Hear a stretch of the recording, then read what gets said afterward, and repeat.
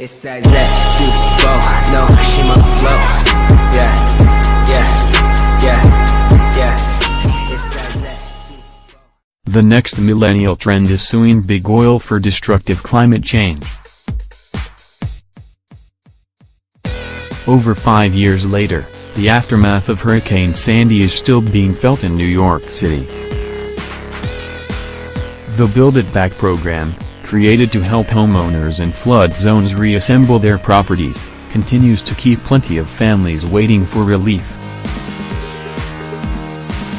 The coming L train shutdown in 2019, which Vice has been covering extensively, is necessary chiefly because of the damages the superstorm wrought on the Canarsie Tube underground. So far, the federal government has allocated upwards of $20 billion USD in recovery money, but the final price tag will likely rise as New York continues to rebuild and fortify its coastline. But after a summer where the subway became a national spectacle of dysfunction and misery, the city is asking someone else to pay up: oil companies. On Wednesday, NYC Mayor Bill de Blasio announced that the city, in addition to, potentially, divesting $5 billion USD in pension funds, was taking 5 oil companies BP, Chevron, ConocoPhillips, ExxonMobil, and Royal Dutch Shell to court. NYC is seeking damages that, de Blasio and his fellow city officials claim, the oil giants caused by directly contributing to climate change. The city is also accusing the companies of privately being aware of the effects burning fossil fuels has on our planet for years while denying them in public. Several of the defendants' companies' spokespersons have since touted their own efforts to address climate change, while either insisting lawsuits are not the answer and/or calling this specific one meritless. As climate change continues to worsen, it's up to the fossil fuel companies whose greed put us in this position to shoulder the cost of making New York safer and more resilient, de Blasio said in a statement. With the lawsuit, New York joins a growing number of cities whose leaders hope to use the court system to help pay costs imposed by extreme weather events.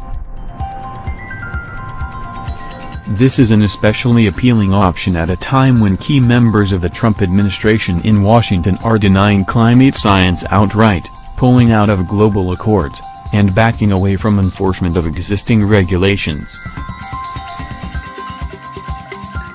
The charge regained traction last year, after Hurricanes Harvey, Irma, and Maria left Texas, Florida, and Puerto Rico with humanitarian crises worth billions of dollars in damages and, some estimates suggest, over 1,000 lives.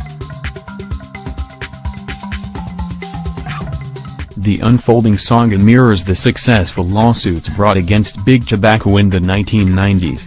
And the more recent complaints against pharmaceutical companies for their role in the opioid crisis. But the question of whether or not it can actually enact profound change for a much more existential issue, one involving multi-billion-dollar corporations active across the globe, is up for debate.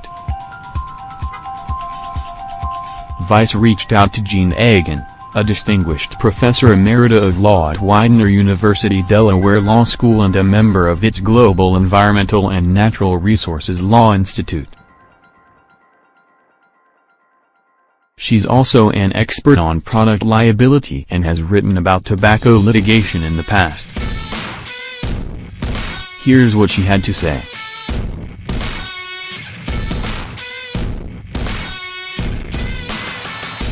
Vice. First and foremost, on what grounds can a lawsuit like this actually move forward?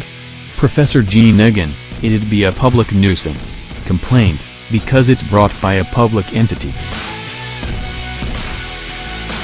The argument is, there was a substantial interference with the right of the public.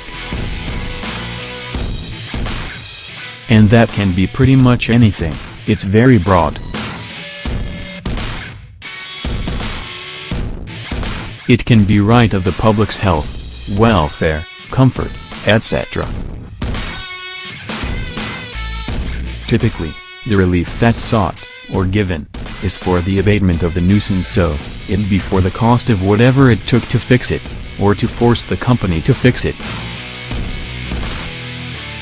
But with this amount of time that's gone by, I assume that the city has expensed many sums with the most extreme and acute problems that come about as a result of it.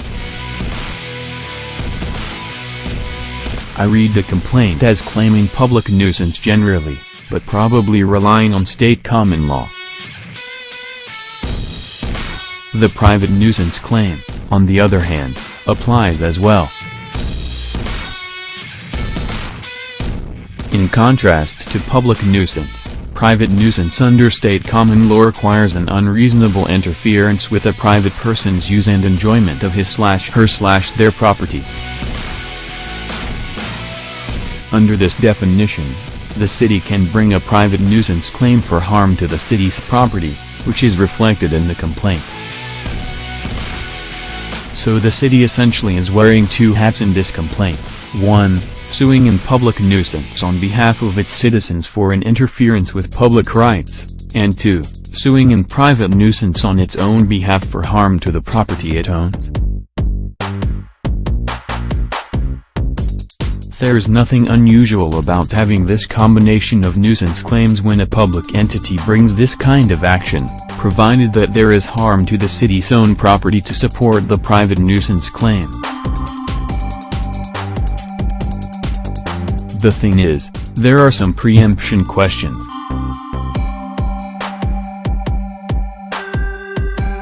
The U.S. Supreme Court has ruled that the Federal Clean Air Act preempts any claims under federal common law. But the other side of that is, there are state tort claims for nuisance, including public nuisance.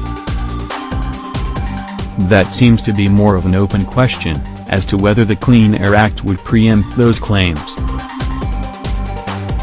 And by preempt, it just means that you can't bring those claims, they'd get dismissed, because it falls under the auspices of the Federal Clean Air Act. So does New York have any specific state laws on the books that apply here?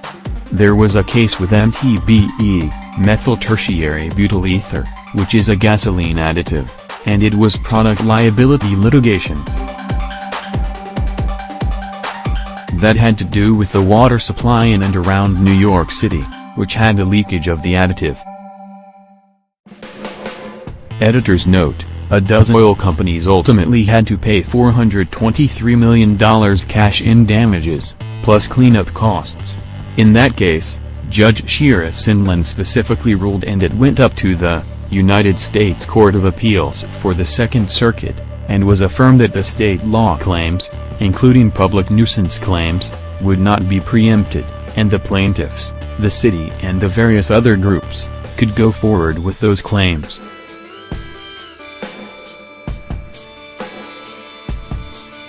I know there were some arguments on the climate change issue of that sort out in California, in the United States Court of Appeals for the Ninth Circuit, so we'd expect them to spend a lot of time on the state law claims. But the other thing about that MTBE case is that it involved a different federal statute, the Safe Drinking Water Act. So the question is, in New York, does that carry over to the Clean Air Act? I think there are pretty technical legal issues that may arise regarding preemption, but I would be very surprised if the New York courts would allow the state claims to be preempted. It'd have to go back to the U.S. Supreme Court for them to make a decision on that. With a gasoline chemical, it seems as if there was a more clear causation. The companies did this, and, as a result, a very tangible thing happened. However, this lawsuit in question has a bigger lift than that. Arguing that these companies are ushering in the destruction of our entire climate system is different than just leaking into the local water supply, right? Definitely. anything when it comes to the contribution of climate change. There's just a whole series of intervening steps.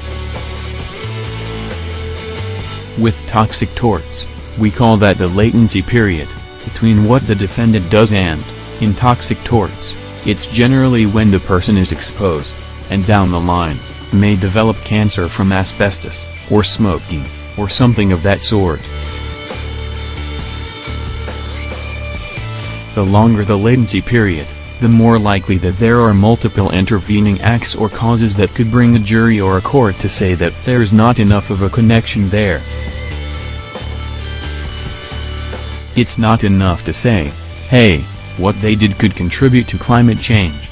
The city could do that. But that's not enough.